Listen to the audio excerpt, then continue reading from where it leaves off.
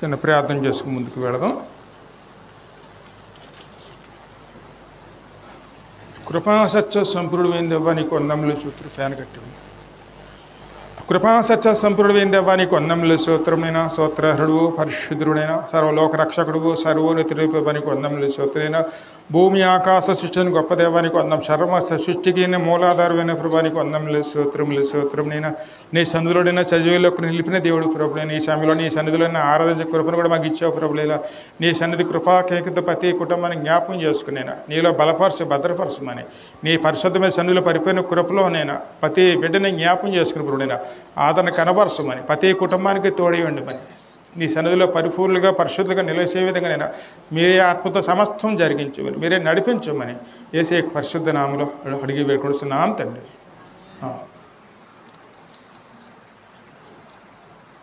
ఇంతవరకు మనం తండ్రి అయిన యెహోవా గురించి అదేవిధంగా కుమారుడైనటువంటి యేసయ్య గురించి అదేవిధంగా పరిశుద్ధ ఆత్మని గురించి కూడా మనం ఇంతవరకు జ్ఞానం చేసుకున్నాం. మరి ఈరోజు మనం మన గురించి కూడా కొన్ని విషయాలు ఈరోజు మనం జ్ఞాపకం చేసుకుందాం. ఎందుకంటే మనం ఎవరు దేవుని చేత అందరూ సృష్టించబడిన వారు. దేవుడే మనల్ని నిర్మించారు. మనం అంటే ఏమిటో తెలుసుకుని మనం ఏ విధంగా దేవునిలోకి నడుచుకోవాలో మన ఎడలో ఉన్న దేవుని చిత్తం ఏమిటో ముందు గ్రహించుకుని ఆయన చిత్తానుసారంగా ముందుకెళ్ళేవారునే ఉండాలి. అనేక విషయములు ఉంటాయి. మరి అవన్నీ కూడా మనం జ్ఞాపకం చేసుకోవాలి. మరి జ్ఞాపకం చేసుకుని ముందు దేవుణ్ణి ఆరాధించడానికి తగిన సిద్ధపాటు హృదయాలు కలిగిన వారునే ఉండాలి. మొట్టమొదటి మనం చూద్దాం. మరి దేవుడు మనల్ని ఏ విధంగా ఇక్కడ నిర్మించారు అంటే ఆయన సృష్టిలోనూ అన్ని వరుస క్రమంగా అన్నీ చేసుకుంటూ వచ్చిన తర్వాత ఒకసారి 25 నుంచి చదవమ్మా. ఆదికాండం 1వ అధ్యాయంలో 25 నుంచి దేవుడు ఆయా జాతుల ప్రకారము ఆయా జాతుల ప్రకారము పశువులను ఆయా జాతుల ప్రకారము నేలను ప్రాకు ప్రతి పురుగును చేసెను. అది మంచిదని దేవుడు చూసెను. దేవుడు మన స్వరూపమునందు మన పోలిక చొప్పున నరులను చేయుదుము. వారు సముద్రపు చేపలను ఆకాశ పక్షులను పశువులను సమస్త భూమి మీద ప్రాకు ప్రతి జంతువును ఏలుదురుగా కానీ పలికెను. దేవుడు తన స్వరూపమునందు నరుని సృజించెను. హల్లెలూయా. ఇది దేవుడు మనల్ని నిర్మించిన రీతి అండి. అన్నీ కూడా దేవుడు చేశారు సమస్తమునండి. అదేవిధంగాను మన గురించి ఇంకా వివరంగా చూసుకుంటే ఆదికాండం 2వ అధ్యాయంలో 7వ వచనం కూడా ఉంటుంది చూడమ్మ. దేవుడైన యెహోవా నేల మట్టితో నరును నిర్మించి వాని నాసికారంధ్రములో యెహోవా జీవవాయువును ఊదగా నరుడు జీవాత్మ ఆయన. ఎందుకంటే మనం ఎలా నిర్మించబడ్డాం అమ్మా? నేల మట్టితోనే. అందరూ కూడా దేవుని యొక్క స్వరూపంలోను దేవుని యొక్క స్వభావంలోను నేల మట్టితో నిర్మించబడి ఆయనే మన నాసికారంధ్రంలోను జీవాయువును ఊదగా మనం జీవించుతున్న ఆత్మ అయ్యామండి. అంటే మనం ఇప్పుడు దేవుని సృష్టిలో ఒక భాగం. ఎందుకంటే మన ప్రత్యేకత ఉందండి. ఆ ప్రత్యేకత కూడా ఎందుకంటే అదేవిధంగా ఇవన్నీ కూడా ఇంకో వేరే చోట కూడా మనం జ్ఞాపకం చేసుకుందాం. ఇక్కడ ఒకసారి యాకోబు పత్రిక 3:9 చదువుమా.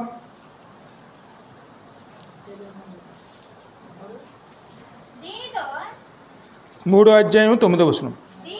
దీనితో తండ్రి అయిన ప్రభువును స్తుతింతుము. దీనితోనే దేవునిని పోలికగా పుట్టిన మనుషులను చెప్పి. ఎందుకంటే మనం అందరం కూడా ఎవరి పోలికలో ఉన్నామండి అమ్మా? దేవుని పోలికండి. ఎందుకంటే మన అందరూ కూడా దేవుని స్వరూపులం. ఎందుకంటే ఈ సర్వసృష్టిలోనూ దేవుని యొక్క పోలికను పొందుకున్నవారు, దేవుని స్వరూపాన్ని పొందుకున్నవారు కేవలం మనుషులు మాత్రమేనండి. ఉన్న సృష్టి అంతా కూడాను దేవుని పోలికలు ఉండవండి, దేవుని స్వరూపం ఉండదు. అందుకే సృష్టిలో దేన్ని కూడా మనం దేవునిగా పోల్చడానికి అక్కడ వీలు పడదండి.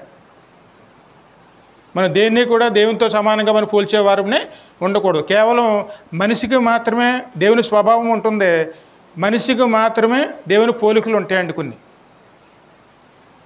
ఆయన స్వయంగా తన కోసం నిర్మించుకున్నది నరుని మాత్రమే. అందుకే మనం ప్రత్యేకించబడిన వారము. అదేవిధంగాను ఇక్కడ 2వ అధ్యాయంలో ఆదికాండంలో 19వ వచనం చూడమ్మా. దేవుడైన యెహోవా ప్రతి భూజంతువును ప్రతి ఆకాశ పక్షిని నేల నుండి నిర్మించి ఆదాము వాటికి ఏ పేరు పెట్టినో చూచుటకు అతని వాటిని రప్పించును. చాలమ్మ. ఎందుకంటే ఇక్కడ చూడండి, మనము మట్టిలో నిర్మించబడ్డాం. ప్రతి జంతువు ప్రతి పక్షులను అవన్నీ కూడాను మట్టిలోంచి నిర్మించబడినాయండి. మరి వాటికి మనకి తేడా ఏమిటి అమ్మా? ఇక్కడ వాక్యం స్పష్టంగా కనపడుతుంది కదండి. ప్రతి భూజంతువులు పక్షులు సమస్త జాతి అన్నీ కూడా నేల నుంచి నిర్మించి వాటికి పేర్లు కూడా ఆదామే పెట్టాడండి. అంటే ఇప్పుడు ఉన్నటువంటి ప్రతి జంతువులన్నీ కూడా దేంట్లోంచి వచ్చినాయండి? నేలమట్టిలోంచి అండి. అలాగే నేలమట్టిలోంచే తీసి నరుని కూడా దేవుడు నిర్మించాడు. కానీ మనకి వాటికి తేడా ఏమున్నది అమ్మా? దేవుడు మనకు ప్రత్యేకంగా ఏమి ఇచ్చాడంటే తన పోలికలు ఇచ్చాడు, తన స్వభావాన్ని ఇచ్చాడు. ఆ స్వభావము పోలిక మనలో ఉంటాయండి. ఆ రెండు ఉన్నన్నాళ్ళు కూడాను మనం ఎప్పుడు కూడాను పరిశుద్ధులుగానే ఉంటామండి. దేవుని పోలికలు, దేవుని స్వభావం, ఈ రెండు కూడా దేవుడు మనకి ఇచ్చారండి. అందుకే మనం సృష్టిలో మనం ప్రత్యేకించబడిన వారము. ఆ ప్రత్యేకతను మనం కాపాడుకునే వారమే ఉండాలండి. ఎందుకంటే ఇక్కడ మన తోటి మనుషులు ఉన్నారు, స్నేహితులు కానీ బంధువులు కానీ ఇరుగు పొరుగు వారు కానీ వారందరూ కూడాను ఇప్పుడు దేవునితో నిర్మించబడిన వారే కదండి. మొత్తం అందరూ కూడా దేవుని చేతిలో నిర్మించబడిన వారమే కదా. అందరిలో కూడా ఏం పోలికలు ఉన్నాయండి? అందరూ దేవుని పోలికలు ఉన్నాయి, దేవుని స్వభావం ఉంది.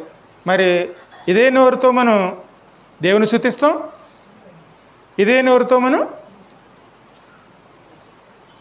తోటి పక్కన దేవుని చేత నిర్మించబడిన వారిని దూషిస్తాం, వారిని బాధ పెట్టే విధంగా కూడా మనం అసలు ప్రవర్తిస్తూ ఉంటామండి. ఇది ఎంతవరకు సమంజసమని ఇక్కడ యాకోబు మాట్లాడుతున్నారు. ఇదే నోటితో మనం దేవుని స్తుతిస్తున్నాం, ఇదే నోటితో మనం అదే దేవుని చేత నిర్మించబడిన వారిని మనం ద్వేషిస్తున్నామండి. ఎందుకంటే మనం ఆ విధంగా ఉంటే ఇంక దేవునికి ఇష్టలుగా ఎలా ఉండవండి.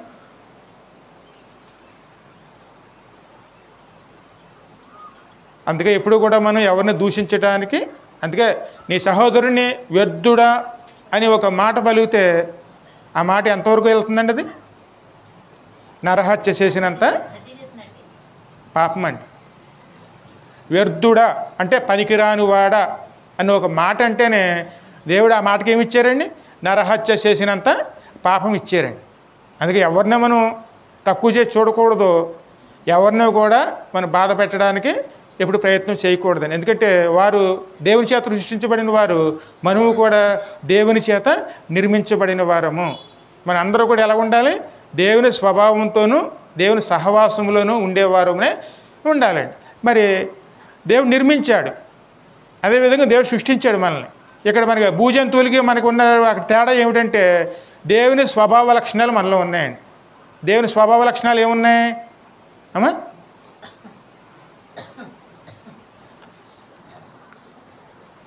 ప్రత్యేక లక్షణాలండి. ఈ లక్షణాలు వేరే వేటిలో దేంట్లోనూ ఉండవండి, ఒక మనిషిలోనూ ఉంటాయి, మనిషిలోనూ దేవునిలోనూ. దేవుల్లో ఉన్నటువంటి స్వభావ లక్షణాలే మనలో ఉన్నాయండి. ఇవి ఉన్నాయనుకోండి దేవుడిగా, ఖచ్చితంగా దేవుడిగా అనిపించబడతామండి. ఎందుకంటే ప్రతి మనిషిలో ఉండవలసిన లక్షణాలు ఏమిటంటే మొత్తం 5 గుణాలు ఉంటాయండి. మొట్టమొదటిది ఆత్మ. ఇక్కడ మనలో ఎవరు ఉండాలి? ఖచ్చితంగా పరిశుద్ధాత్మ ఉండాలి. దేవుడిచ్చిన ఆత్మ ఉంటుందండి. ఆత్మ మనల్ని తప్పు చేసినప్పుడు గద్దిస్తుంది, మంచి చేసినప్పుడు ప్రోత్సహిస్తుంది. ఆత్మ నడిపింపుతో మనం ఖచ్చితంగా నడుచుకోగలుగుతామండి. దేవుడిచ్చిన ఆత్మ మనల్ని నడిపిస్తుందండి. కానీ దేవుడిచ్చిన ఆత్మను పక్కన పెట్టి మనం ఎప్పుడైతే మనం సాతాను సహవాసం చేస్తామో దేవుని ఆత్మ పక్కన ఏమొస్తుందండి? సాతాను వచ్చి దురాత్మ మనల్ని ఖచ్చితంగా అవన్నీ కూడా వాక్యాల్లో ఉంటాయండి. ఆనాడు సౌలు మహారాజుని ఎవరు నడిపించారండి? దేవునితో సహవాసం చేసినందువల్ల దేవుని ఆత్మ నడిపించింది. ఎప్పుడైతే ఆ హృదయంలోనూ ద్వేషపూరితమైనటువంటి ఆలోచనలు వచ్చినాయో అక్కడ దేవుని ఆత్మ తప్పుకుని వెంటనే దురాత్మ వచ్చిందండి. అప్పుడు మొదలుపెట్టాడు అన్నమాట, దావీదుని చంపేద్దామా, ఏం చేద్దాము, అవన్నీ ఆలోచనలు ఎప్పుడు వచ్చినాయి? ఎప్పుడైతే దురాత్మ వచ్చిందో అప్పుడే ఆయన అన్ని చెడు ఆలోచనలు చేశారండి. అందుకే మనలో ఉన్నది ఏమిటంటే ఆత్మ. ఆత్మ లేనివాడు నా వాడు కాదండి. ఖచ్చితంగా మనకి ఆత్మ ఉన్నది. కానీ ఆత్మ ఉన్న పశు జంతువుల్లో ఉంటాయండి అమ్మా? ఏ జంతువులోనూ ఆత్మ ఉండదండి. ఒక నరుల్లో మాత్రం ఉంటుంది, అది దేవుల్లో ఉంటుందండి. ఆ స్వభావము, ఆ లక్షణము ఆ దేవుడు మనకి ఇచ్చాడు. అంటే దేవుడు తన ఆత్మను మనకి ఇచ్చాడు. అదే జీవాత్మ. దేవుడు మనకు ఊదాడు, ఊతే ఏమొచ్చిందని మనకి జీవాత్మ. మరి అన్నీ కలగజేసినట్టు మనువు కలగజేసి అవునుగాక అంటే మనువు కూడా నరులుగా అయిపోయేవాళ్ళమేనండి. కానీ దేవుడు వాళ్ళు ఇక్కడ ప్రత్యేకించారండి. ఆయన చేతితో నిర్మించాడు. ఆయనలో జీవాత్మను ఆయన మన ఊది మనల్ని జీవించుతున్న ఆత్మగా ఆయన మార్చారు. అదేవిధంగా మరొక లక్షణం ఏమిటి? ఆత్మ, తర్వాత హృదయము. ఈ హృదయం ఎవరిలో ఉంటుంది అమ్మా? ఒక మనిషిలోనే ఉంటుందండి. మనిషి లేకపోతే దేవుడు, అంతే. వేరే చోట హృదయం ఉండదండి.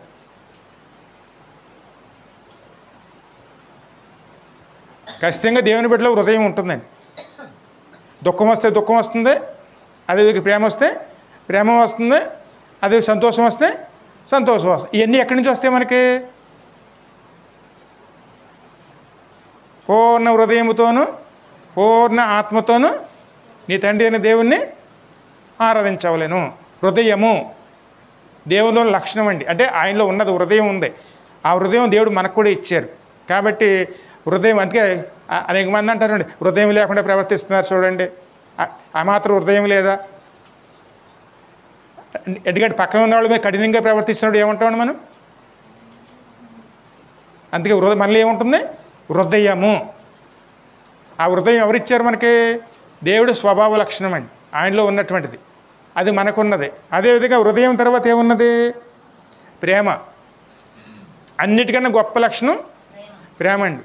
మనం ఎంత సేవ చేసినా, ఎంత దేవునితో నిలిచి ఉన్నా, మనం ఎంత ప్రార్థన పరులమైనా మనలో ప్రేమ లేకపోతే అవన్నీ మృతమైపోతాయండి. ప్రేమించే గుణం లేకపోతే అవన్నీ చేసినా సరే అన్నీ వ్యర్థమైపోతాయండి. ఎదుటి వాడిని ప్రేమించలేని వాడు దేవుడిని ఎలా ప్రేమించగలుగుతారండి అమ్మా?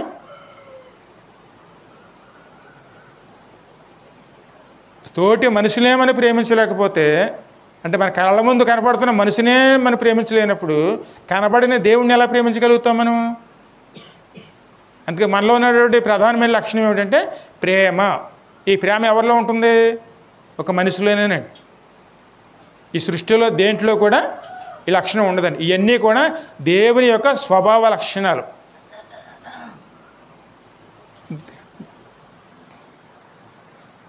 ఆత్మ, హృదయము, ప్రేమ. అదేవిధంగాను మరొక ప్రాముఖ్యమైన లక్షణం ఏంటంటే బుద్ధి.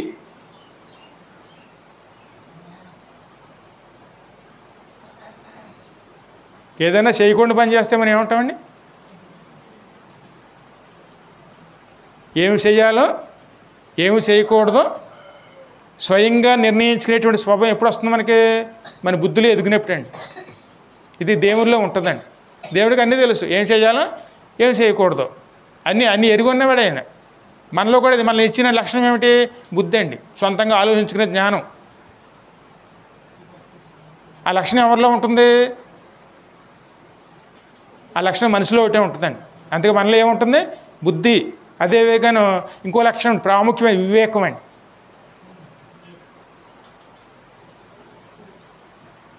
ఏ సమయంలో ఎలా ప్రవర్తించాలో, ఏ సమయంలో ఎలా ఉండాలో, ఎక్కడ ఉండకూడదో, ఎక్కడ ఉండాలో, ఏ విధంగా నడుచుకోవాలో, ఏది విడిచిపెట్టాలో, ఏది మనం తీసుకోవాలో, అవన్నీ లక్షణాలు ఎందులో ఉంటాయండి?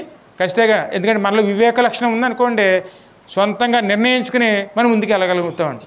ఆ లక్షణం ఎవరిలో ఉంటుంది? మనసులోనండి. ఈ లక్షణం ఎవరిది? దేవునిదండి. ఇక మొత్తం ఎన్ని వచ్చాయేమో? ఆత్మ, హృదయము, ప్రేమ, బుద్ధి, వివేకం అండి. ఈ లక్షణాలు ఎవరిలో ఉన్నాయండి? మనిషిలోనండి. మన స్వభావంలోనూ మన పోలిక చొప్పున నరులను మనము చేయుదుము అంటే దేవుడు మనం ఎలా నిర్మించారండి?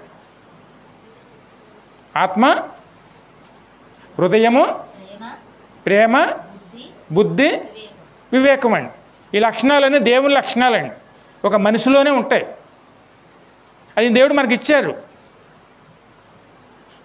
మన దేవునికి లోబడినంతకాలం కూడా మనలో ఏలుబడి చేస్తాయండి. అన్నీ బయట కనపడతాయి. దేవుని లక్షణాలు అన్నీ కూడా దేవునిలో నిలకడగా ఉన్నన్నాళ్ళు ఇవన్నీ మనలో ఉంటాయండి.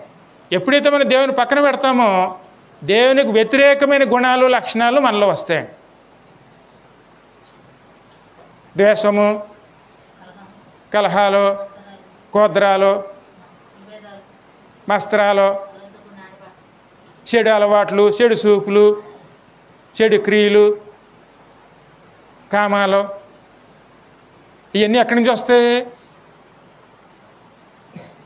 దేవునితో సహవాసం చేసిన ఇవి రావండి. దేవుని పక్కన పెట్టేస్తే, ఆయన సహవాసాన్ని పక్కన పెట్టేస్తే సాతాను లక్షణాలు వచ్చేస్తాయండి. 6 నెలలు సహవాసం వస్తే ఏమవుతుందమ్మా? 6 నెలల కన్నా వేరే సహవాసం పడితే. అందుకే దేవుని సహవాసం అనేది చాలా ప్రాముఖ్యం అండి. ఈ లక్షణాలని దేవుడు మనకి ఇచ్చాడు. కాబట్టి మనం దేవునిలోనూ ప్రత్యేకంగా సృష్టించబడిన వారము. అలాగని చెప్పి దేవుళ్ళం కాదండి. దేవుడు మనల్ని చేశాడు, కానీ మనం దేవుని చేయలేదు. కాబట్టి మనం ఎవరు? దేవుని చేతిలో మనం నిర్మించబడిన వారము. మరి దేవుని చేతిలో నిర్మించబడిన వారం అయినటువంటి దాన్ని ఖచ్చితంగా ఎవరు వాడుకుంటారండి? ఇప్పుడు మీ చేతితో ఏదైనా ఒక పనిముట్టు చేస్తే ఆ పనిముట్టు వాడుకునేటువంటి హక్కు ఎవరికి ఉంటుంది అమ్మా? అలాగే మనల్ని చేసిన దేవుడు మరి మనల్ని వాడుకునే హక్కు ఆయనకు ఉందా లేదా? మరి ఆయన వాడుకోవడానికి ఆయన ప్రయత్నం చేసినప్పుడు లోబడుతున్నామా?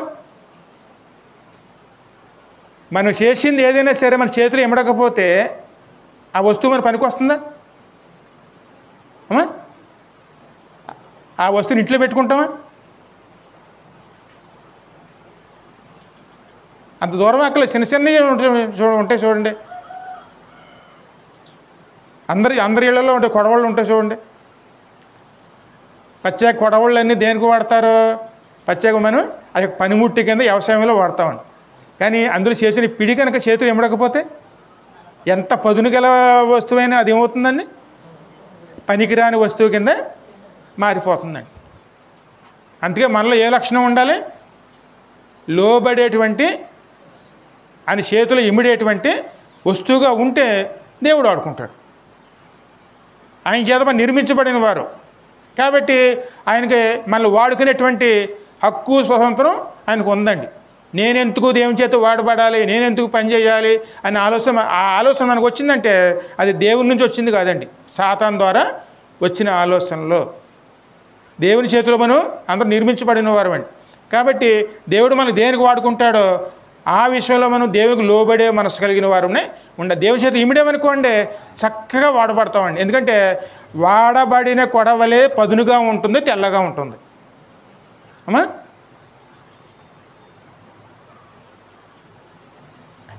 వాడబడకపోతే ఏమవుతుందండి? కొద్ది రోజులకి ఏమవుతుంది? అది తుప్పట్టేస్తుంది. ఇంకో కొద్ది రోజులు పోయేటప్పటికి చేత్తో పట్టుకుని ఇరిగిపోతుంది, మరి తుప్పు తినేస్తుంది. దేవునిలో మనం వాడబడలేదనుకోండి, మన పరిస్థితి అంతే. దేవునిలో వాడబడితే మనం మంచి పదునుగా తేలుతామండి. అప్పుడు మీరు ఏమైనా అడగండి, మీరు ఏం పని చేసినా ఆ పనికి ఫలితం ఉంటుంది. కానీ దేవుని చేత వాడబడకపోతే మనం చేసిన ప్రతి పని ఏమైపోతుందండి? అన్ని పనులు వ్యర్థమైపోతాయండి.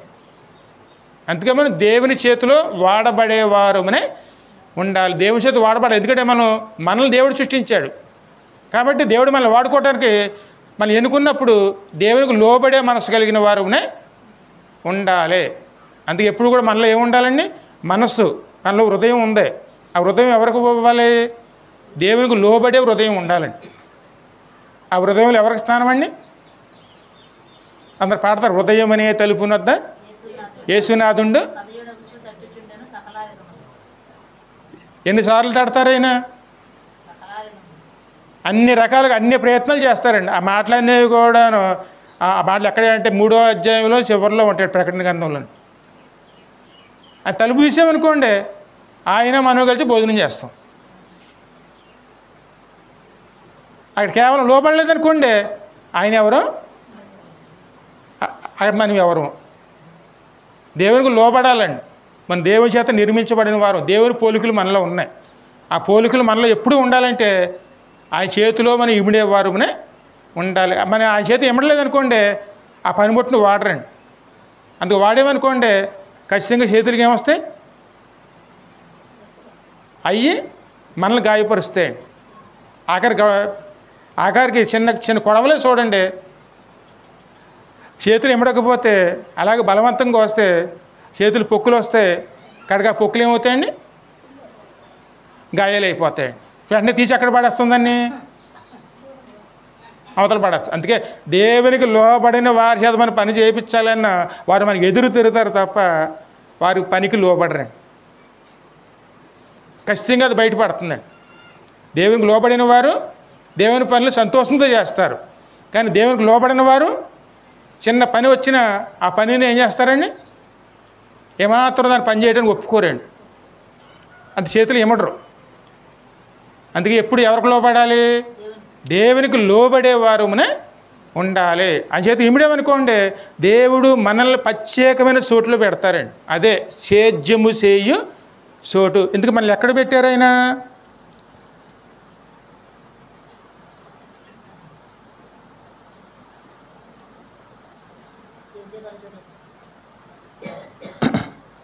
ఇంకో 2 వచనాలు కూడా జ్ఞాపకం చేసిన తర్వాత ఆ తర్వాత ముందుకు వెళదాం.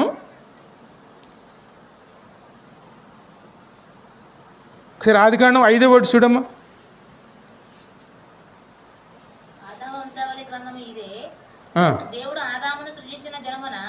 దేవుడు ఆదామును సృజించిన దినమున దేవుని పోలికగా అతనిని. ఎందుకంటే నేను ఇంతవరకు చెప్పినవన్నీ కూడా వాక్యంలో ఉన్నాయి చూడండి. మొట్టమొదటి ఆదాము చేసినప్పుడు ఎవరి పోలికలో ఉన్నారండి? దేవుని పోలిక. అదేవిధంగాను ఆయన జీవవాయువు ఎలా ఊదారు? ఆదికాండం 2:7 చదువుమా. దేవుడైన యెహోవా నేల మట్టితో నరుని నిర్మించి వారి నాసికారంధ్రములో జీవ ఆయువును ఊదగా నరుడు జీవాత్మ ఆయను. దేవుడైన యెహోవా ఏదేనిలో ఒక తోటను వేసి దాన్ని నిర్మించిన తాను నిర్మించిన నరుని దానిలో ఉంచెను. మరియు దేవుడైన యెహోవా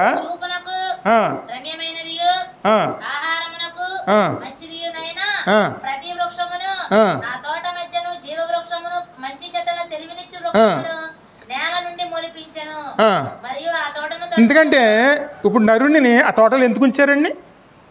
సేద్యం చేసుకోవటానికండి. ఆ తోట యొక్క బాధ్యత అంటే ఎవరిది? ఆ ఒక నరునిదేనండి. తోట అంటే మన సమాజం అండి. ఆనాడు లోతు చుట్టూ చూస్తే ఎలా కనపడింది? ఏదైనా తోటలాగా కనపడిందండి. అటువంటి చోటు దేవుడు మనం నిర్మించాడు, మళ్ళీ అక్కడ పెట్టారు ఆయన. ఆ యొక్క బరువు బాధ్యతలన్నీ ఎవరి అమ్మా? దేవుడు మన ఒక కుటుంబంలో పెట్టారంటే ఆ కుటుంబ బరువు బాధ్యతలు ఎవరయ్యండి? మొత్తం ఆయనేనండి. అలాగే ప్రతి దాంట్లో కూడాను నా బాధ్యత లేదు, నాకు సంబంధం లేదు అంటాక లేదండి. దేవుడు మళ్ళీ అక్కడ పెట్టారు కాబట్టి ఆ విషయాలన్నింటిలో కూడా మనం ఎప్పుడూ కూడా ఆ విషయాల్లో మన బాధ్యత కలిగిన వారునే ఉండాలి. ఏదైనా తోట సేద్యం చేయవలసిన బాధ్యత అక్కడ ఒక ఆదాముదేనండి. ఏ సమయంలో ఎలాగ ఉండాలి, ఏ సమయంలో ఏం చేయాలి, దేనికి ఏం చేయాలి, ఏ పరిస్థితులు ఎలాగ ఉండాలి, అవన్నీ కూడాను ఆలోచించుకుని సేద్యం చేయవలసిన బాధ్యత ఎవరిది? ఖచ్చితంగా అయిందేనండి. అందుకే ఎప్పుడు కూడా మనం పని చేసి ఆహారం భుజించాలి. ఎంత ఎవరైనా సరే కష్టపడి ఆహారం భుజించాలి, అది దేవుని చిత్తం అండి. కష్టం చేయకుండా ఆహారం తినటం పాపం అండి.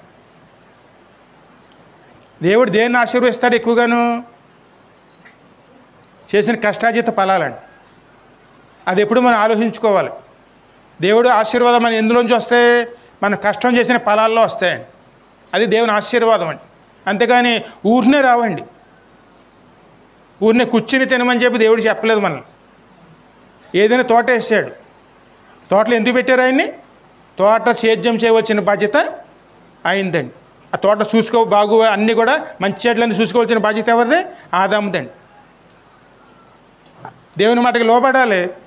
దేవుని చెప్పిన రీతిగా అక్కడ అన్నీ కూడాను తన ఆలోచనలతోనూ, అంటే దేవుడు ఇచ్చినటువంటి వివేకంతోనూ, జ్ఞానముతోనూ, హృదయముతోనూ, అవన్నిటితోనూ అక్కడ అన్నీ కూడా ముందుకు నడుచుకుంటూ వెళ్ళేవారునే ఆ లక్షణాలతో మనం తోటలోనూ సేద్యం చేసుకునేవారునే ఉండాలి. అందుకే కష్టపడి బతకాలి.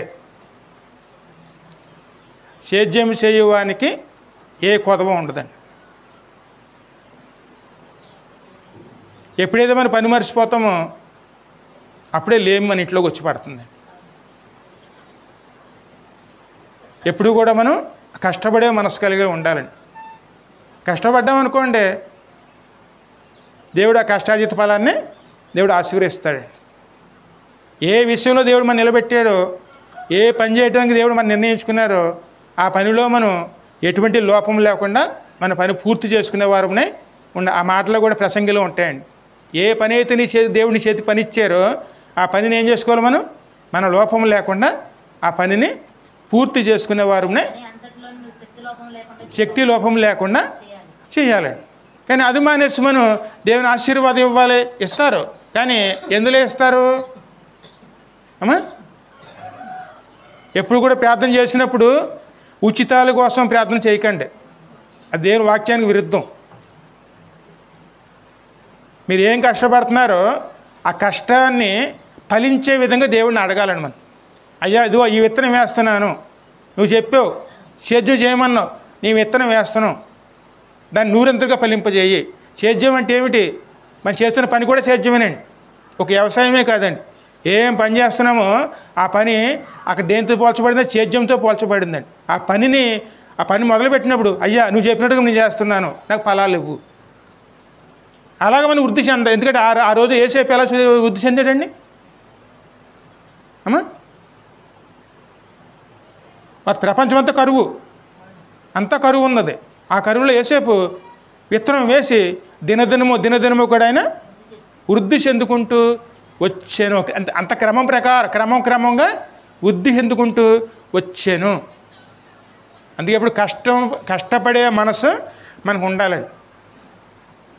ఎప్పుడు కూడా మనం అది రావాలి ఇది రావాలి అని ఆలోచన మనకు ఎప్పుడు ఉండకూడదండి. మనం కష్టపడ్డామనుకోండి, కష్టాన్ని దేవుడిని అడగాలి ఫలితం కోసం. అయ్యా నేను కష్టపడుతున్నావు, ఈ కష్టానికి ఫలము నువ్వు మాకు ఇవ్వు. దేవుని అడిగామనుకోండి, మనం చేసిన కష్టాన్ని దేవుడు కంచేస్తాడు. అది సాతాను దొంగిలించడు. కానీ వ్యర్థంగా అంటే మనం ఏమాత్రం కష్టపడిన దాన్ని దేవుని అడిగామనుకోండి స్వార్థపరులు అవుతాం. ఎందుకంటే అది మనం ఆ విషయం అడగవలసిన వారి కింద ఉండకూడదు. అందుకే ఎప్పుడు కూడా కష్టపడే మనసు. దేవుడు మొట్టమొదటి ఆదాముకు నేర్పింది సేద్యము చేసేటువంటి పని అండి. ఆ చేతిలో సృష్టించాడు, ఆయన నిర్మించాడు, అన్నీ ఇచ్చాడు, లక్షణాల్లో పెట్టాడు, ఆయన అన్నీ చేశారు. ఆయన ఉండడానికి ఎక్కడ చోటు ఇచ్చారండి? ఏదైనా తోట, ఆ తోటలో ఉండి ఆ బాధ్యత ఆయనకి ఇచ్చారండి. ఆ తోటను చూసుకోవాల్సిన బాధ్యత ఎవరిది అమ్మా? ఈ లోకం కూడా తోటేనండి. ఈ లోకంలో ఉన్న మనము బాధ్యతగా ఉన్నామనుకోండి అంత అందంగా ఉంటుంది. ఎప్పుడైతే మనం బాధ్యత తప్పుతామో అక్కడ ఎటువంటి పరిస్థితులు వస్తాయండి? మనకి వ్యతిరేకమైన పరిస్థితులు వస్తాయండి. ఏ కుటుంబంలో అంతేనండి, ప్రతి కుటుంబానికి వర్తిస్తుంది. మన బాధ్యతగా కుటుంబంలో ఉన్నామనుకోండి ఆ కుటుంబం ఎలాగుంటుంది? సంతోషంతో ఉంటుందండి. దేవుడిచ్చిన బాధ్యతను మనం మర్చిపోయామనుకోండి ఆ కుటుంబం ఎలాగుంటుంది? ఖచ్చితంగా బాధలు వస్తాయండి. అవన్నీ బాధలు ఎవరు పెట్టారు? ఆ బాధ దేవుడికి పెట్టినవి కాదండి. దేవుడిచ్చిన బాధ్యతను మనం మర్చిపోయాం కాబట్టి ఆ పరిస్థితులు మన సొంత చేతులతో తెచ్చుకున్నాయండి. అందుకే ఎప్పుడు కూడా మనం దేవుడు ఏమి చెప్పారో అది గమనించుకుని అది పూర్తి చేసుకునేవారునే. అందుకే పూర్ణ హృదయముతోనూ పూర్ణ ఆత్మతోనూ దేవుని ఆరాధించేవారునే. దేవుని చెప్పిన పని చేయటం కూడా ఆరాధనే. దేవుడు ఏం చెప్తున్నారో ఆ పని చేయటం కూడాను ప్రార్థనాపూర్వకంగా పని చేసుకున్నాం అనుకోండి అది కూడా ఆరాధనే.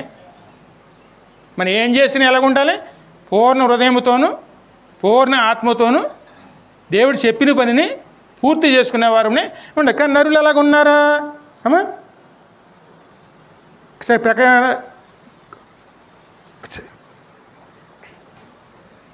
ఇంకా ముందుకు వెళ్తే ప్రసంగి గ్రంథం 7:29 చూడమ్మా.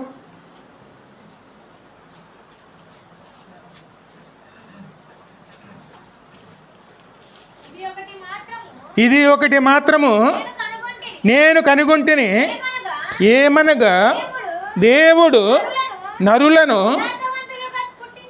అందుకే దేవుడు ఎలా సృష్టించాడండి? అంటే దుర్మార్గుడు సృష్టించాడా అమ్మా? దేవుడు ఆదామును సృష్టించినప్పుడు దుర్మార్గుడిగా సృష్టించాడండి? యథార్థవంతుడిగా సృష్టించాడు.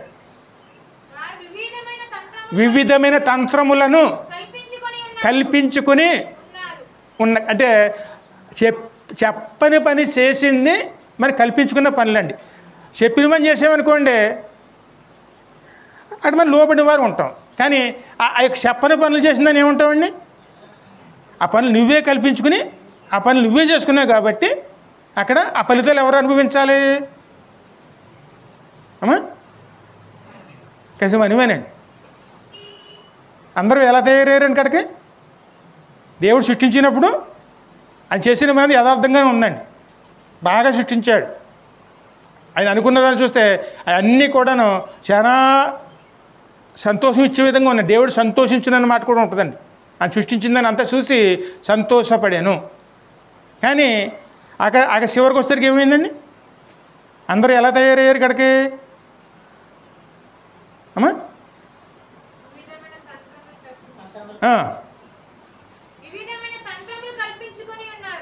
కల్పించుకొని ఉన్నారు. నాదో మార్గం, మీదో మార్గం, మన అందరిదో ఇంకో మార్గం. ఇక్కడ మన మార్గాల్లో మనం కలవకపోతే ఇంక దేవుని మార్గంలోకి ఎక్కడికి వెళ్తామండి అమ్మా? ఇంతకీ పరలోకానికి వెళ్తానికి ఒక మార్గం ఉంటుందా, 4 మార్గాలు ఉంటాయా అమ్మా? నాదో మతం, మీదో మతం, వాళ్ళదో మతం. కానీ పరలోకానికి వెళ్ళేది ఒక మతమే, ఖచ్చితంగా ఒక దేవుడే తీసుకెళ్తారండి. అందరు తల ఒక విధంగా తల ఒక మార్గంలోనూ తల ఒక దారిలోనూ వెళ్ళిపోయారు. అందరూ ఎవరిని వదిలిపెట్టేశారు? మన సృష్టించే సృష్టికర్తనే. అందుకే మనం దేవుడు మనల్ని ఏ విధంగా ఇచ్చారో ఆ విధంగా జీవించామనుకోండి అదే అన్యోన్య సహవాసము. ఆ సహవాసంలో ఉంటే ఖచ్చితంగా ఆయనలో నిలబడగలవారు అని ఉంటామండి. ఒకసారి చూడండి, సోమరవాణి పొలం అంటూ చూడండి. సామెతలో 24వ అధ్యాయంలో 30వ వచనం. సోమరివాని సేను నేను దాటి రాగా తెలివిలేని వాని ద్రాక్ష తోట నేను దాటి రాగా ఇదిగో దాని అంతటా ముండ్ల తుప్పలను బలిసి ఉండెను, దోలగుండ్లు దాని కప్పి ఉండెను, దాని రాతి గోడ పడి ఉండెను. నేను దాన్ని చూసి యోసేపు ఎందుకు ఆలోచిస్తున్నాడు ఆయన ఇద్దరు కూడాను, ఈ పొలం గల ఆయనను ఈయన కూడా దేవుని సృష్టించినటువంటి ప్రజలేనండి, ఆయన బిడ్డలే. ఆయన ఏదో పని ఉండి పొలాల మీద వస్తున్నాడు. వచ్చేటప్పటికి ఆయన ఒక తోటలోంచి వస్తున్నాడు. ఆ తోట యజమాని కూడా దేవుని బిడ్డే. ఆ తోట ఈయన వచ్చేటప్పటికి ఎటువంటి పరిస్థితిలో ఉంది? అమ్మా, ముండ్ల తుప్పలు, తెలివిలేని ద్రాక్ష తోట నేను దాటి రాగా ఇదిగో దాని అంతట. ఎందుకే మనకి జ్ఞానము, వివేకము, బుద్ధి ఈ లక్షణాలు మనలో ఉన్నాయి కదండి. మంచి వివేకం ఉంది, మంచి బుద్ధి ఉంది, అన్నీ ఉన్నాయి.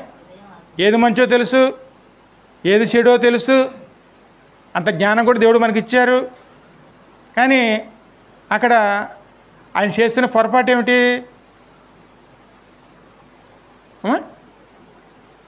సేద్యం చేయవలసిన రైతు ఇంట్లో పడుకుంటే ఆ యొక్క పొలం ఎలాగుంటుందండి? అమ్మా,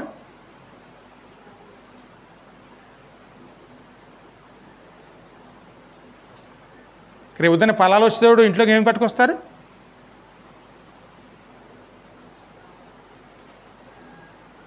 సేద్యం చేసుకోవడం, వ్యవసాయం చేసుకోవడం, మంచి పొలం ఇచ్చారు దేవుడు. అందులో విత్తనాలు వేసుకోండి, విత్తనాలు ఇచ్చారు.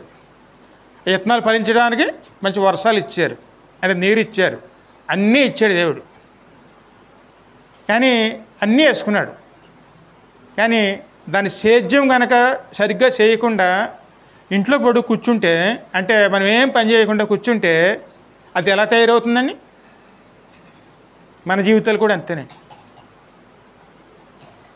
సన్నిధానం ఇచ్చారు, వాక్యం ఇచ్చారు, ప్రార్థన ఇచ్చారు, పాడుకోవడానికి మంచి పాటలు ఇచ్చారు, ఆరాధన ఇచ్చారు.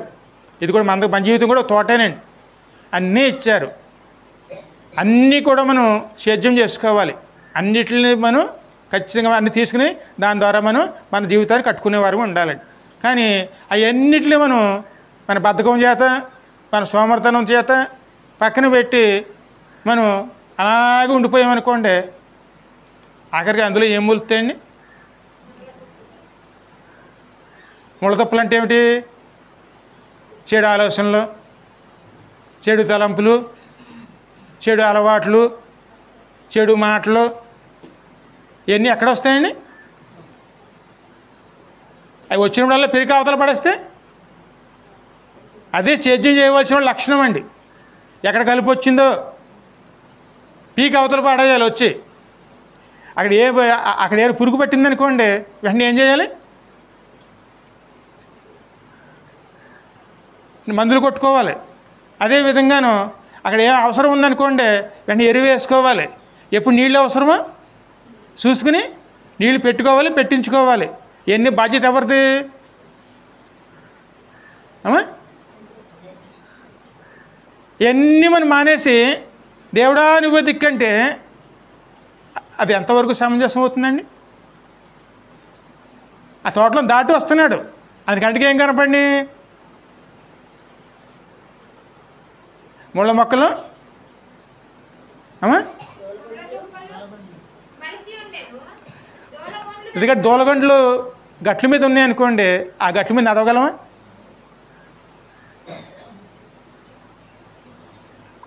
అంతేగా పల్లెరికాయలు అంటారు చూడండి, ఆ కాయలు కనుక గట్ల మీద మొలిచినాయి అనుకోండి, ఒక అడిగానే ముందుకేయగలమా? ఇవన్నీ ఎందులోంచి వస్తాయి? ఆ గట్ల మీద బలిసినాయి అంటే అతడు సోమర్తనంతో ఉన్నాడని అర్థం అండి. ఆ లక్షణాలు మన ఇంట్లో ఉన్నాయంటే మన ప్రార్థనలు ఎలా ఉన్నామండి?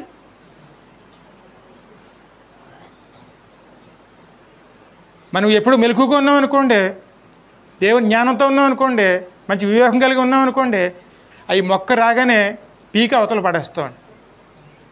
పీక అవతల పడేస్తే అక్కడ దేవుడు వేసిన విత్తనం ఏమవుతుంది? అప్పుడు ఫలించడం మొదలవుతుంది. ఇవన్నీ చూశాడు. అంతేకాదండి, ఆ తోటకి కట్టినటువంటి గోడ, ఆ యొక్క ప్రహరీ గోడ పడగొట్టేసి ఉందండి. వచ్చిన పశువులు, వెళ్ళే పశువులు ఎక్కడున్నాయి? దాంట్లోనే మేస్తున్నాయి. క్రమం లేదు, పద్ధతి లేదు, ఏమీ లేదు. ఆ తోట అంటే పేరుకు ఉంది కానీ ఆ తోటలో ఏమీ లేదండి, ఒక క్రమం లేదు. సేద్యం చేసే అలా ఆ విధంగా సేద్యమే చేయకూడదు. కానీ అలా చేసుకుంటూ వెళ్తే ఆ ఇంట్లో ఏమొస్తుంది? ఇంకా ముంచదు. దోలగుండ్లు వాటిని కప్పి ఉండెను, దాని రాతి గోడ పడి ఉండెను. నేను దాన్ని చూసి యోచన చేసుకుంటేని, దాన్ని కనిపెట్టి బుద్ధి తెచ్చుకుంటేని. హల్లెలూయా! ఇది మనం చేయవలసిన పని. ఆ లక్షణాలు గలవారు మన పక్కన ఉన్నారా? వాళ్ళు చూసేను నేర్చుకోవాలండి. అయ్యో, ఆ లక్షణం నాలో ఉంటే నేను కూడా పాడైపోతాను. ఆ లక్షణం నా కుటుంబంలో ఉంటే నా కుటుంబం కూడా పాడైపోతుంది. అప్పుడు మరి ఎక్కడ జాగ్రత్త పడాలి? దేవునిలోనే. అప్పుడు మనం ఏ విషయంలో అయితే మనం అని చూసి వచ్చామో అవి మన దాంట్లో ఉన్నాయేమో అని పరిశీలన చేసుకోవాలి. అదే ఆత్మ పరిశీలన.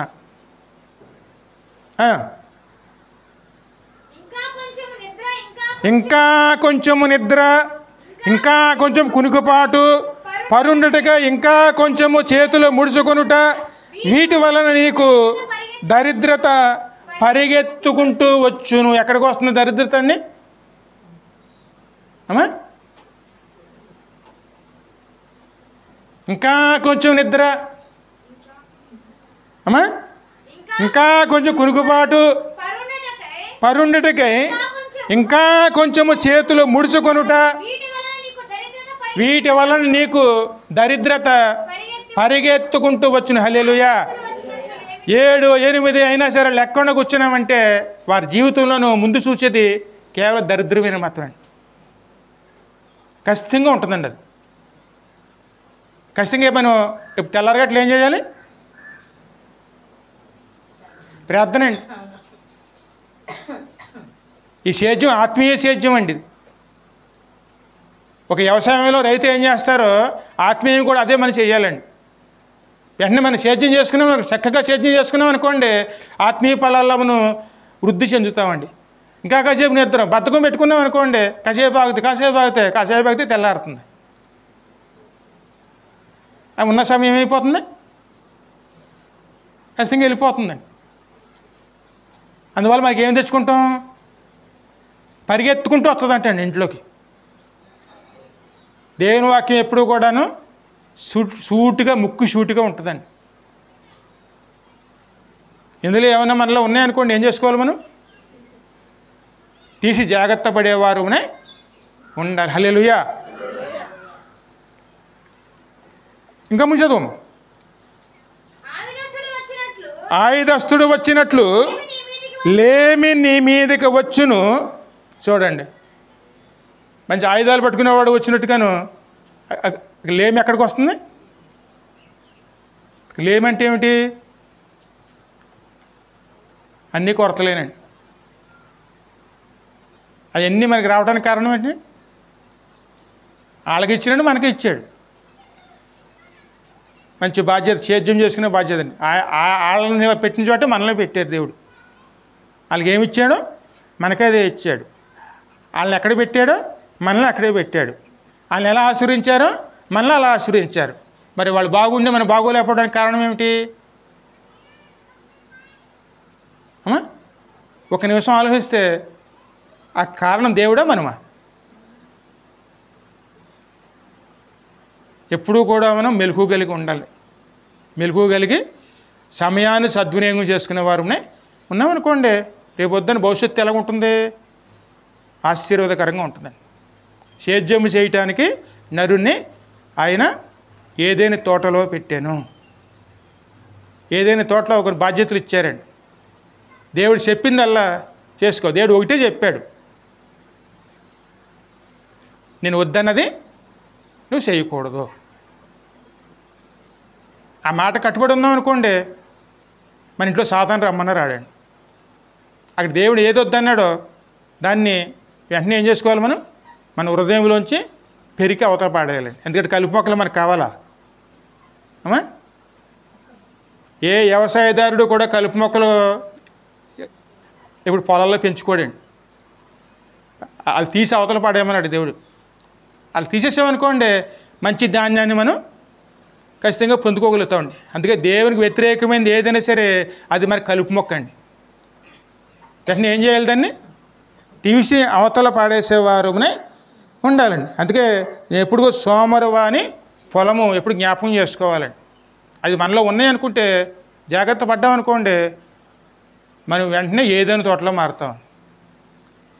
ఆ మనుషుడు వచ్చాడు, ఆ తోటను చూసి ఏమి తెచ్చుకున్నాడండి? బుద్ధి తెచ్చుకుని ముందు వెనక్కి వెళ్ళి తన తోటలో ఏమున్నాయో పరిశీలన చేసుకున్నాడండి. అటువంటివి ఉంటే వెంటనే తీసి అవతల పడేస్తానికి. అందుకే కొన్ని ఆత్మీయ జీవితాలు మనకు బుద్ధి తెస్తాయండి. అయ్యో నేను కూడా అలాగుంటే నేను కూడా దేవుని దూరం అయిపోతాను, అలా ఉండకూడదు. అందుకే ఎప్పుడు కూడా మనం బుద్ధి జ్ఞానంతో మనం ముందుకు వెళ్ళేవారునే. అవి దేవుడిచ్చిన లక్షణాలండి. వాడిని ఉపయోగించుకున్నాం అనుకోండి చక్కగా దేవుడు నిలవగలిగిన వారమే ఉంటాం. బుద్ధి, జ్ఞానము, ఆత్మ, హృదయము, ప్రేమ ఇవన్నీ దేవుని లక్షణాలండి. ఆ లక్షణాలు ఉపయోగించుకుంటే, అందుకే ఇక ఎవరి సహవాసంతో ఉండాలి?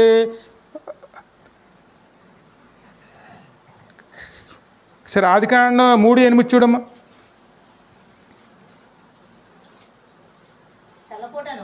చల్లపూటను ఆదామును అతని భార్యను తోటలో సంచరించుచున్న దేవుడైన యెహోవా స్వరమును విని దేవుడైన యెహోవా ఎదుటికి రాకుండా తోట చెట్ల మధ్యను స్వాగం. అందుకే ప్రతిరోజును ఇక్కడ ఈ యొక్క ఆదాము అవ్వ దగ్గరికి ఎవరు వచ్చేవారండి?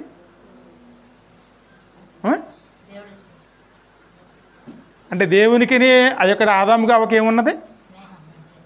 సహవాసం అండి.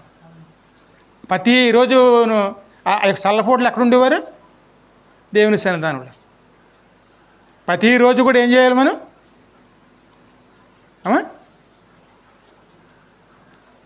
దేవుని సహవాసం ఉండాలండి ప్రతిరోజునండి. మనం ఎక్కడ ఉంటున్నామో అక్కడ ఆయన వస్తారు. వచ్చినప్పుడు దేవునితో సహవాసం చేస్తున్నామా లేకపోతే సాతానుతో సహవాసం చేస్తున్నామా? ఆయన పిలుస్తారండి, ఆదామా నువ్వు ఎక్కడున్నావు? అప్పుడు నువ్వు ఎక్కడున్నావు అమ్మా? దేవుడు మన దగ్గరికి వచ్చినప్పుడు మనం ఎక్కడున్నాం? పాపంలో ఉన్నామా దేవునిలో ఉన్నామా అమ్మా? ఖచ్చితంగానండి. ఏ ఇంట్లో అయితే మనల్ని పుట్టించాడో, ఏ ఇల్లు అయితే మనకి ఇచ్చాడో, మనల్ని దర్శించడానికి ఆ ఇంటికి వస్తారు. ఆయన వచ్చినప్పుడు, ఆయన చూసినప్పుడు దేవునితో సహవాసం చేసే విధంగా ఉన్నామా, దేవుడు వస్తే దాక్కునే విధంగా ఉన్నామా అమ్మా? ఆయన వచ్చారండి. వచ్చేటప్పటికి ఆదామవ్వ ఏం చేస్తున్నారు? షేడు చోటం దాక్కున్నారు. ఎందుకు దాక్కోవాల్సి వచ్చింది? దేవుడు ఒకే ఆజ్ఞ ఇచ్చాడండి, అనేక ఆజ్ఞలు ఇవ్వలేదండి. అయ్యో ఇన్ని పనులు నేను ఎలా చేయాలని అది ఏమి లేదండి. ఒకే ఆజ్ఞ ఇచ్చాడు, ఆ ఒకటి వద్దన్నాడు అంతే. తింటానికి చాలా ఇచ్చారండి, సమస్తం ఇచ్చారు, కొరత లేదు, అవసరం కూడా లేదు. కానీ అవసరం లేని దానికోసం అక్కడ ఒక చెప్పుడు మాటలు చెప్పేటువంటి వారిని చేర్చుకుని, ఎప్పుడైనా చూడండి పితరులు చెప్పేవారు ఒకరి మీద ఒకరు సాడీలు చెప్పేవారు, ఒకరి మీద ఒకరు నిందలు వేసేవారు మన పక్కన చేరారంటే సాతాను వచ్చి కూర్చుందని అర్థం అండి. అలా చేర్చుకున్నామంటే ఆదాము అవ్వ ఏ పొరపాటు చేశారో మనం ఆ పొరపాటు చేస్తున్నట్టేనండి. దేవుని బిడ్డలు ఎప్పుడు కూడాను ఒకళ్ళ మీద నిందేయరు, ఒకరిని దూషించరు, ఒకరిని ఎప్పుడు కూడా ఖండించే వారికి ఉంటారండి.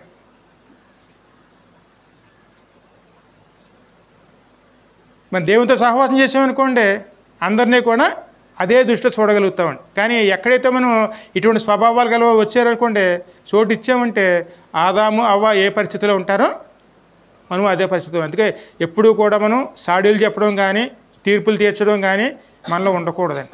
ఆ లక్షణాలు ఎవరే అండి? ఆ సమయంలో ఆదాము అవ్వ దగ్గరికి సాతాను వచ్చింది. వచ్చి ఏం చెప్తుంది? 3వ అధ్యాయంలో మొదటి 2 వచనాలు చదువమ్మా. దేవుడైన యెహోవా చేసిన సమస్త భూజంతువులలో సర్పము యుక్తగలిగి ఉండెను, అది ఆ స్త్రీతో ఖచ్చితంగా ఇలాగా వస్తారండి. ఇది విన్నావా అమ్మా? విన్నావా అన్న మాటకు వస్తే మళ్ళీ ఏమొస్తుంది? ఆసక్తి వస్తుందండి. అక్కడికి వెళ్ళి ఆ పని కూడా ఏం చేస్తాం, మనం పక్కన ఆడేస్తాం. పక్కన ఆడేసి ఎక్కడ కూర్చుంటాం? అక్కడ కూర్చుంటామండి. ఏంటి చెప్పు అంటాం.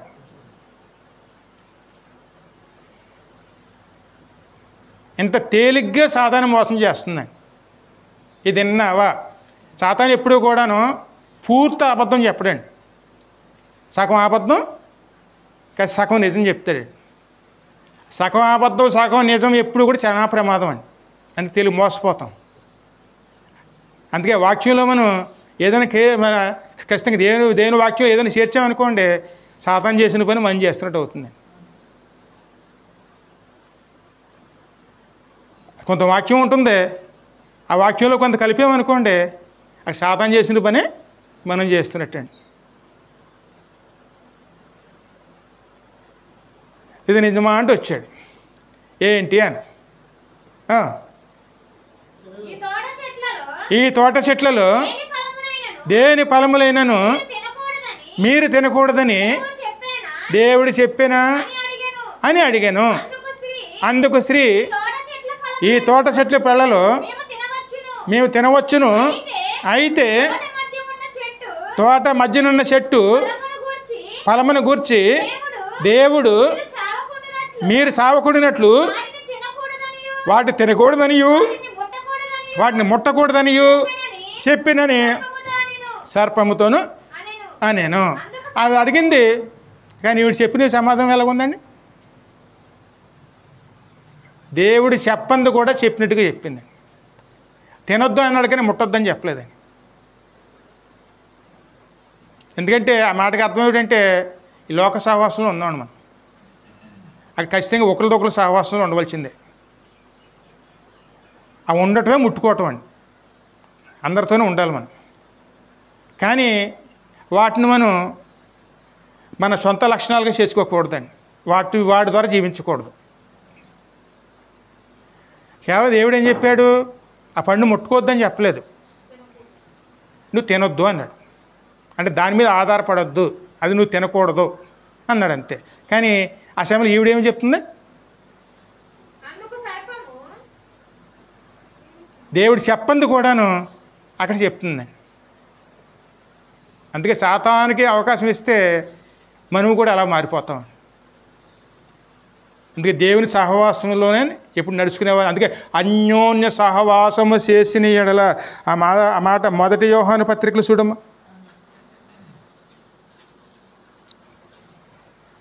1 యోహాను పత్రిక 1:7 అయితే మనము ఆయన వెలుగులోనున్న ప్రకారము మనమును వెలుగులో నడిచిన ఎడల మనము అన్యోన్య సహవాసము గలవారమై ఉందుము. అప్పుడు ఆయన కుమారుడైన యేసు రక్తము ప్రతి పాపము నుండి మనలను పవిత్రులుగా చెయ్యును. చూడండి, మనలో దేవుని వెలుగు ఉండాలండి. దేవునికి వ్యతిరేకమైన చీకటి శక్తులు ఏది ఉండకూడదు, చీకటి ఉండకూడదండి. అంటే మరి చీకటి అంటే ఏమిటి? అబద్ధం అండి. అబద్ధం అంటే పాపం, పాపం అంటే చీకటి. అందుకే వాక్యం కాస్త వెలుగండి. ఆ వాక్యంలోనూ ముందు మనం జీవించేవారునే ఉండాలండి. కానీ చీకటి తీసుకొచ్చామనుకోండి, ఖచ్చితంగా వెలుగు ఉండదండి. ఎందుకంటే వెలుగుతున్న లైట్ని మనం స్విచ్ ఆఫ్ చేస్తే ఏమవుతుందండి?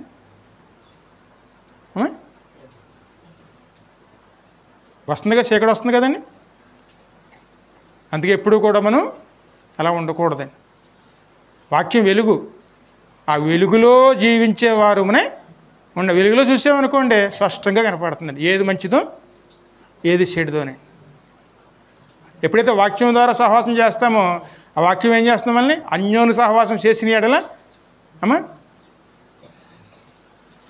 నువ్వు చదవండి అక్కడ. ఉందము అప్పుడు ఆయన కుమారుడైన యేసు రక్తము ప్రతి పాపము నుండి మనలను పవిత్రులుగా చెయ్యును. మన పాపము లేని వారమని చెప్పుకొని ఎడల మనలను మనమే మరియు మనలోనూ సత్యం ఉండదండి. అందుకే మన వాక్యాన్ని ముందు పెట్టుకునేవారునే వాక్యాన్ని ముందు పెట్టుకున్నాం అనుకోండి, ఏ చీకటి శక్తులు మన మీద ప్రభావం చేయడానికి అవకాశం ఉండదు. ఎక్కడ మనం సాతాను ప్రభావంలో పడిపోవండి. వాక్యం ముందు ఉండాలి. వాక్యానికి విరుద్ధంగా ఉందనుకోండి, వాక్యానికి విరుద్ధంగా ఉన్న చోట మనం ఉండకూడదండి. అందుకే ఎప్పుడు కూడా మనలో ఏమి ఉండాలి? దేవుని వాక్యం అండి. వాక్యం వెలుగు. నీ వాక్యమే నా పాదములకు దీపమాయను. హల్లెలూయా. సరే, ఏబు గ్రంథం 32:8 చూడమ్మా.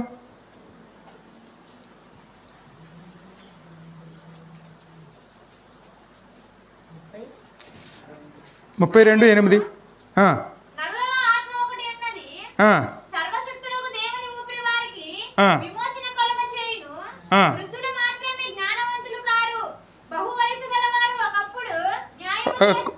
ఒక మాట చాలమ్మ. అది నరులలో ఆత్మ ఒకటి ఉన్నది.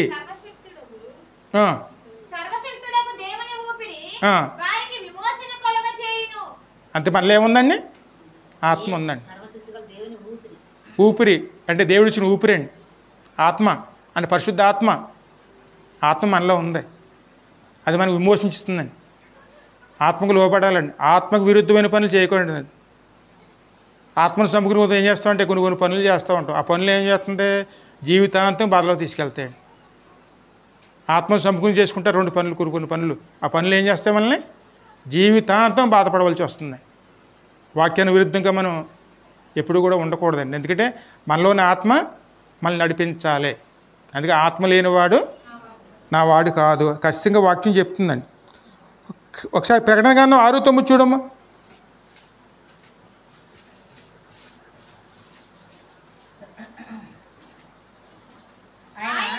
ఆయన దేవుని వాక్యము నిమిత్తమును తాము ఇచ్చిన సాక్ష్యము నిమిత్తమును వధింపబడిన వారి ఆత్మలను బలిపీఠము క్రింద చూచితిని. వారు నాదా సత్యస్వరూపి పరిశుద్ధుడా ఎందాక తీర్పు తీర్చకయు. ఎందుకంటే దేవునిలో ఖచ్చితంగా నడుచుకునే ఆత్మలు ఎక్కడ ఉంటాయండి? అక్కడే ఉంటాయండి. ఆనాడు కయ్యూను చేతిలో పనిచేటువంటి హేబేలే ఆత్మ కానీ, అదేవిధంగా అనేక మంది ఆత్మలన్నీ ఎక్కడ ఉంటాయి? అది కొత్త నిబంధనలో సైఫను, వాళ్ళందరూ ఆత్మలు ఎక్కడుందండి? చెప్పను. వారు నాదా సత్యస్వరూపి పరిశుద్ధుడా ఎందాక నీవు తీర్పు తీర్చకుండా నా రక్తము నిమిత్తము భూనివాసులకు. చూడండి, అంటే మనలో ఆత్మ ఉంది కదండి. ఆత్మ కసి ఎక్కడ భద్రపరచబడుతుంది? ఆ యొక్క బలిపీఠం దగ్గరే. అందుకే మనలో ఉన్న ఆత్మ మనం ఎప్పుడు కాపాడుకుంటున్న వారే ఉండాలి. ఆత్మతో నడవాలి. కొన్ని విరుద్ధమైన పనులు వస్తాయండి. ఎందుకంటే మన నష్టపరుస్తాయి. మనం దేవుని లోబడ్డామనుకోండి కానీ చోట్ల కష్టాలు అనుభవించవలసి వస్తుంది. అలా నడుచుకున్న వాళ్ళని ప్రాణాలు కూడా తీసేశారండి. ఆ పరిస్థితుల్లో కూడా వాళ్ళు దేవుని విడిచిపెట్టలేదండి. వాళ్ళ ఆత్మ ఎక్కడికి వెళ్ళింది?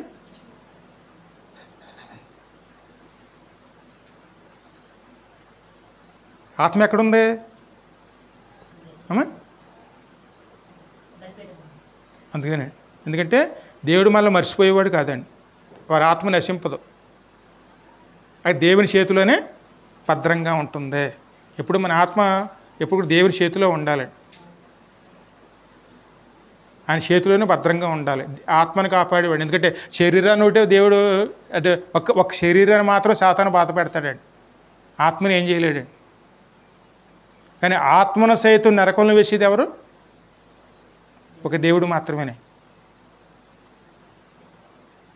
ఆత్మ ఎప్పుడు ఎలా ఉండాలి? పరిశుద్ధంగా ఉండాలి, పవిత్రంగా ఉండాలి.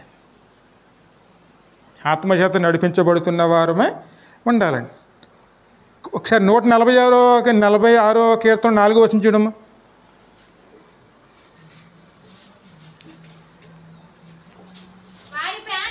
వారి ప్రాణము చడిలిపోవును, వారు మట్టి పాలగుదురు, వారి సంకల్పములు. ఎందుకంటే ఎప్పుడైతే మనం లోకానుసారంగా ఉంటామో ఖచ్చితంగా ఎలాగ ఉంటామండి? ఇంకోసారి చదువమ్మా. వారి సంకల్పములు తానే నశించును.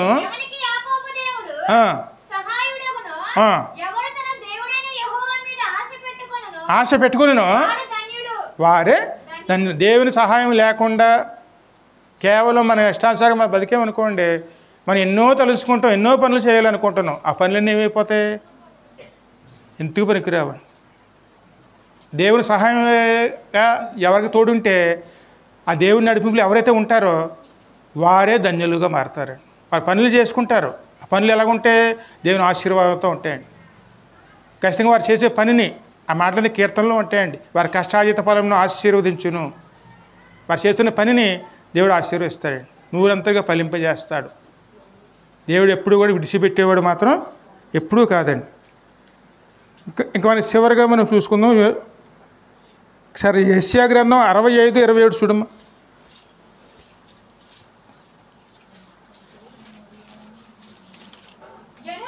జనులు ఇండ్లు కట్టుకుని వాటిలో కాపురం ఉండుదురు, ద్రాక్ష తోటలు నాటించుకుని వాటి ఫలములను అనుభవించెదరు.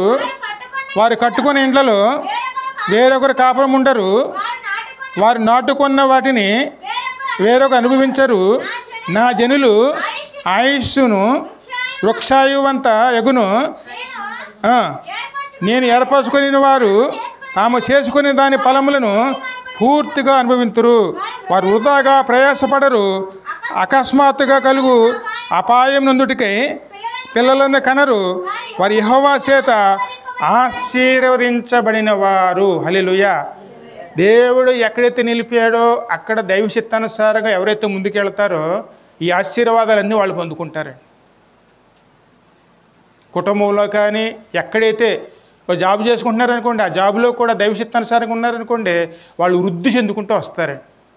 అదేవిధంగా కుటుంబంలో ఉన్నారనుకోండి, కుటుంబం ఎలాగుంటుంది? ఎప్పుడు ఫలాలు పొందుకుంటూ వృద్ధి చెందుకుంటూ ఉంటుందండి. దేవుడు మళ్ళీ ఎక్కడైతే నిలిపోయాడో ఆ స్థలంలో మనం దైవ చిత్తానుసారంగా కష్టపడేవారునే ఉండాలి. ఎప్పుడు కూడా మనం కష్టపడినప్పుడు దేవుడు ఆశీర్వదిస్తారండి. ఎప్పుడైతే మనం కష్టం చేయటం మనేస్తామో, ఎప్పుడైతే మనం సోమరపోతులుగా మారుతామో అప్పుడే మనం సాతానికి లోబడిపోతామండి. ఎప్పుడు దేవుని వైపు తిరిగేవారునే మన దేవుని చూడాలండి. అయ్యా మేము ఏం చేయాలి? ఖచ్చితంగా తెల్లరగట్టలు ప్రార్థన ఏం చేయాలండి? అయ్యా ఈరోజు అంతా కూడా నీ చేతికి అప్పచెప్తున్నాం, నీ చిత్తం మాలో నెరవేర్చు. దేవునికి అప్పచెప్పినాం అనుకోండి, ఏం చేయాలో ఏం చేయకూడదో దేవుడే నిర్ణయిస్తారు. అందుకే దేవుని చిత్తానికి లోబడేవారునే ఉండాలి. సేద్యము చేయటానికి ఆదాముని ఏదైనా తోటలో ఉంచాను. మనల్ని కూడా ఈ లోకాన్ని ఉంచాడండి. కష్టపడాలి. దేవుని రాజ్యాన్ని కట్టుకునేవారునే ఉండాలి. దేవుని తోటగా మార్చుకునేవారునే ఉండాలి. ఏదైనా తోటలో ఉండాలను. అంతేగాని అక్కడ దూలగొండ్లు, ముళ్ళ తుప్పలు, అక్కడ గచ్చపోదలు, పల్లెరికాయలు ఇవన్నీ మనం ఉన్నక్కడ ఎలుబడి చేస్తున్నాయి అనుకోండి, అక్కడ ఎవరు చేయనండి, అక్కడ దేవునికి స్థానం లేనట్టేనే. దేవుని వాక్యం చేత ఏం చేసుకోవాలి, వాటిని ఎప్పుడుదప్పుడు పెరికి వేసి అక్కడ ఫలాలు రావడానికి మనవి చేయవలసింది మనవి చేసుకునేవారునే ఉండి. అలా చేసుకున్నాం అనుకోండి దేవుని ఆశీర్వాదం ఖచ్చితంగా ఉంటుందండి, పూర్ణ ఆయుస్తోనండి. ఒక వృక్షం ఎన్నాళ్ళు బతుకుతుందో వారి కుటుంబంలో వారు కూడా అదే విధంగా ఉంటారండి. ఆశీర్వాదాలు కూడా అలాగే ఉంటాయి. అందుకే మెండైన ఆశీర్వాదాలు పొందుకోవాలంటే దేవుడు మనల్ని ఎక్కడ నిలిపారో అక్కడ మనం దేవుని చిత్తానుసారంగా జీవించేవారునే ఉండాలి. అదే దేవుడు కోరుకుంటాడండి. ఇంకా ముందుకు చిన్న ప్రార్థన చేసుకుని ముందుకు వెళదాం.